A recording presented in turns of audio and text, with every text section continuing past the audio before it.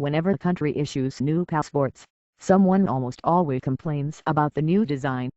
But China's latest edition of travel logs is drawing formal criticism from countries across Asia. The passports feature the map of China that includes areas of the South China Sea claimed by other countries, as well as territories claimed by India. Taiwan's government objected to the passports Friday, following the similar protests by the Philippines and Vietnam. Officials at the Indian embassy in Beijing are protesting in their own way, stamping Chinese visas with a map showing the disputed territories belonging to India, according to the Press Trust of India. John Blaxland, with the Strategic and Defence Studies Centre at Australian National University, called China's move pretty clever. It basically forces everyone who's a claimant of South China Sea elements to acknowledge it by stamping it, he said. As China's military and economic influence have grown throughout the world, Beijing has become more brazen in its claim to territories believed to be rich with oil and natural gas across the Asia-Pacific. China's foreign ministry says the 9-dash map of the sea printed in the new passports wasn't targeted at any specific countries. Blaxland described China's move as part of a long game being played by a new generation of leaders who will steer the country for the next 10 years. We've just seen a major transition in China. They can act deliberately and slowly get their way. There's really not very much anyone is seriously prepared to do about it, he said.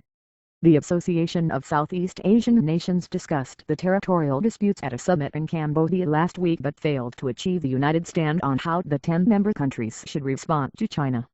Carl Thayer, a professor emeritus at the University of New South Wales, said the map in China's new passports may partly be in response to Vietnam's passage earlier this year of the Law of the Sea. The law asserts Vietnam's sovereignty over the Spratly and Paracel Islands, which are claimed by both Hanoi and Beijing. It's just finding one more way of turning the screw that China has jurisdiction, Thayer said. Although Vietnam, Taiwan and the Philippines have been most vocal in their opposition to China's moves, Brunei and Malaysia also have rival claims in the South China Sea, and Japan is embroiled in its own dispute over islands in the East China Sea. All the territorial spats have raised concerns about a potential maritime conflict, prompting the United States to wade into the controversy. The Obama administration says it is not taking sides but is pushing for the countries to adopt a code of conduct, which China opposes. Blaxley said the United States wants to secure its freedom of navigation in the region. When you think back to the days of the Cold War, there was a clear code of conduct between Soviet or NATO or Western ships, that when they encountered each other, there was a protocol. Well, there isn't one at the moment for the South China Sea, and that is problematic, he said. Despite that, Blaxley said neither the United States nor any of the other countries directly affected by China's moves have much of an appetite to take action regarding the passports for the territorial claims.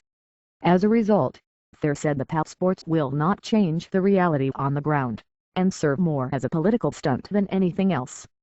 A stunt, he said, that other countries are as capable of performing. I flew Air Vietnam and it had a map up there clearly indicating that the Paracels and Spratlys were Vietnamese, he said.